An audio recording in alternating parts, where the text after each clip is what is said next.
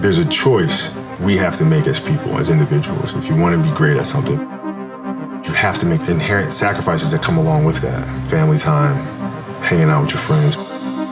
So at the age of 18, I knew that I was not going to be stopped. This was my life. We all can be masters at our craft, but you have to make sacrifices that come along with making that decision. Follow your passion first. First. When I retired from the game, I sat there asking kind of all the wrong questions.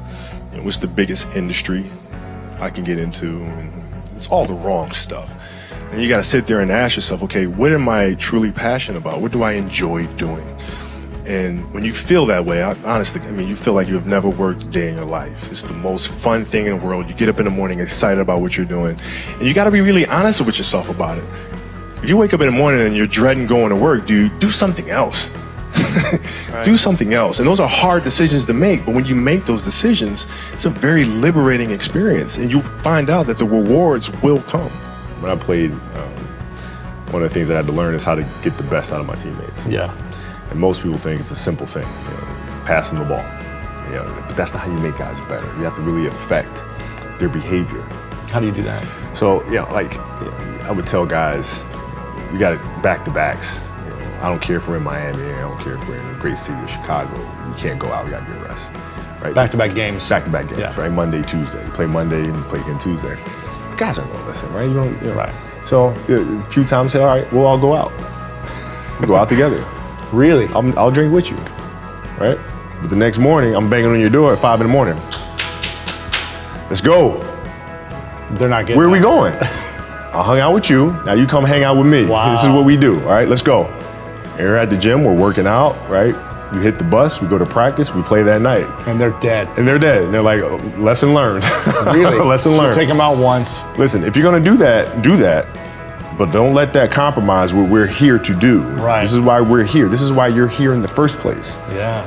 Right? And if we're gonna win a championship, we have to have that championship mentality and work ethic. That's it. So you gotta show them, no, Kobe can do that and still has the energy to get up and do this. So either I gotta meet that same energy or I gotta keep my butt in my room. Go to bed early, yeah. At 13 years old, I played the longer game because my game wasn't about being better than you at 13. It was to be better than you when, the chips are really on the line. So when we played at 13, I would size you up and see what your strengths and weaknesses are. How do you approach the game? Are you silly about it? Are you goofy about it? Are you good at it just because you're bigger and stronger than everybody else? Right? Or is there actually thought and skill that you put into it? Right? And when I'd play to my weaknesses. I wouldn't play to my strengths. I played to my weaknesses. Because when you're playing summer basketball, there's so many games. So there's not a lot of skill work being done. So when are you going to get better? Right? When you're playing in competition situations, you're only playing to your strengths. Why? Because you want to win. Right? So what I would do, I was work on the things during those games that I was weak at. Left hand, pull-up jump shot, post game. Right? So I have a strategy. And so then fast forward to when I'm 17 and my game is completely well-rounded and that player at 13 that I saw at 13 is still doing the same shit at 17, now you got a problem. That's right. And once you have the passion, the thing that you're passionate about now, you can look at other people or other entities or other things or works of art, and you can draw things from that to help you be better at what you do by looking for those common denominators. Johnny wanted to know, how do I prepare? How do I prepare? How do I study? How do I view the game? How do you build your game? And my response is much like the way he builds products. You think sequentially. You look at the end result of what you want to create, but in order to create that, there's so many other little things that go into this massive entity or device. It's no different than building my basketball game. You start with, what do you want your game to be? What would make your game most unstoppable or hard to deal with? And now you work backwards from there. And you start building it one piece at a time, one move at a time, one counter at a time. So there's a lot of similarities there. If your job is to try to be the best basketball player you can be, right? To do that, you have to practice, you have to train, right? You want to train as much as you can, as often as you can. So if you get up at 10 in the morning, train at 11, right? 12, say 12, train at 12, train for 2 hours, 12 to 2, You have to let your body recover. So you eat, recover, whatever. You get back out, you train, start training again at 6. Train from 6 to 8, right? And now you go home, you shower, you eat dinner, you go to bed, you wake up, you do it again, right? Those are 2 sessions.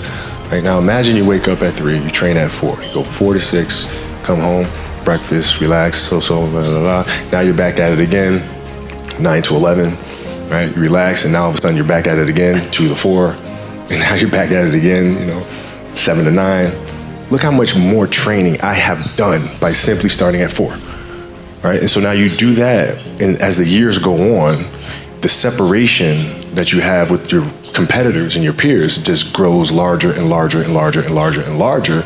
And by year 5 or 6, doesn't matter what kind of work they do in the summer, they're never going to catch up because they're 5 years behind, right? So it makes sense to get up and start your day early because you can get more work in.